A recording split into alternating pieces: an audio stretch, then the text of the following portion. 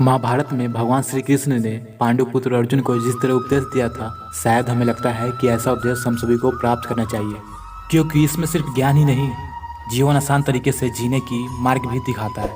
कुरुक्षेत्र के रण में भगवान श्री कृष्ण ने जो गीता का ज्ञान अर्जुन को दिया था, वह संदेश पूरे मानव जाति के लिए उपयोगी है। अगर हम श्रीमद् भगवत गीता के कुछ ज्ञान को अपने जीवन में अपनाएं तो कई कष्टों से मुक्ति मिल जाएगी।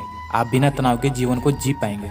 इंसान को जब क्रोध आता है तब उसकी बुद्धि भ्रष्ट हो जाती है, और जब बुद्धि भ्रष्ट होता है तब उसे ऐसे शब्द बोलने की इच्छा होती है जिससे उसकी पतन होना तय हो जाती है। लेकिन हर इंसान को लोभ, कामना, वासना, इन सभी चीज़ों से मुक्ति दिलाती है भगवत गीता। हर धर्म की अपनी एक किताब होती है, लेकिन भगवत गीता को पढ़ने के बाद इंसान की सोच एवं भावनाएं सब कुछ सही दिशा पर चले जाती है, जहाँ पर रियली में हर मनुष्य को जाना चाहिए।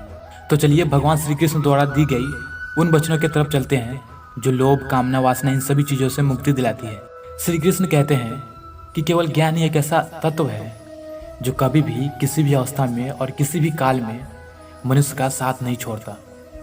धरती पर जिस प्रकार मौसम में बदलाव आते हैं, उसी प्रकार जीवन में भी सुख दुख आते जाते रहते हैं।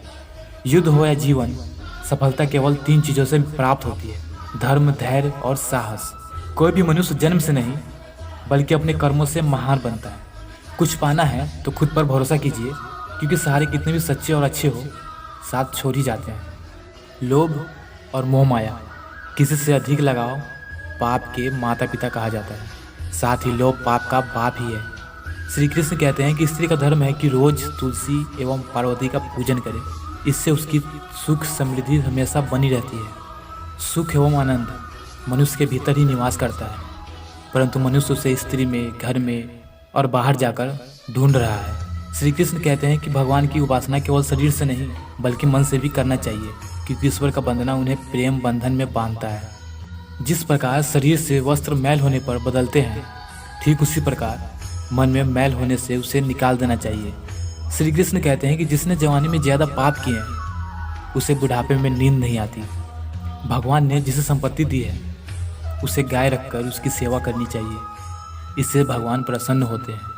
भगवान श्री कृष्ण कहते हैं कि मनुष्य को अपने मन को बार बार समझने की कोशिश करनी चाहिए। ईश्वर के सिवाय उसका कोई नहीं है, और ना ही इस ब्रह्मांड में कोई उसका अपना है। मित्र गरीब हो या अमीर, ये मायने नहीं रखता, बल्कि वो आपके बुरे समय में आपका साथ कितना देता है, यह मायने रखता है। धर्म चाहे जो भी हो, अच्छे इंसान बनो, क्योंकि हिसाब हमारे कर्म का होगा, धर्म का नहीं। श्री कृष्ण कहते हैं कि खुशी के लिए काम करोगे तो खुशी नहीं मिलेगी, लेकिन खुश होकर काम करोगे तो खुशी जरूर मिलेगी। जब आप दूसरे के लिए अच्छे चाहते हैं तो वही अच्छी चीज़ें आपके जीवन में वापस आती है। यही प्रकृति का नियम है।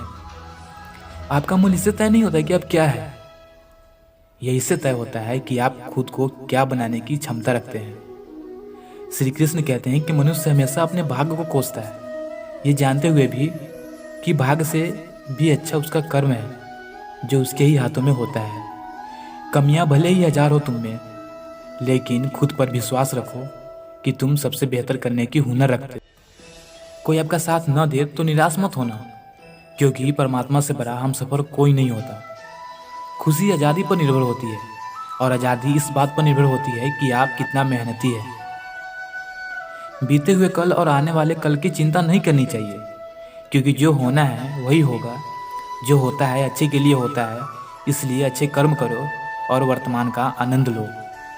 श्री कृष्ण कहते हैं कि नाम, पद, प्रतिष्ठा, संप्रदाय, धर्म, स्त्री या पुरुष हम नहीं हैं, और न यह शरीर हम है। यह शरीर अग्नि, जल, वायु, पृथ्वी, आकाश से बना है और इसी में मिल जाएगा। लेकिन आत्मा स्थिर है और हम आत्मा है। आत्मा ना कभी मरती है, न इसका जन्म है। वो कहते हैं कि परिवर्तन संसार का नियम है, यहाँ सब बदलता है। इसलिए सुख दुख, लाभ हानि, जय पराजय, मान अपमान को एक नज़र से देखते हुए जीवन का आनंद लेना चाहिए।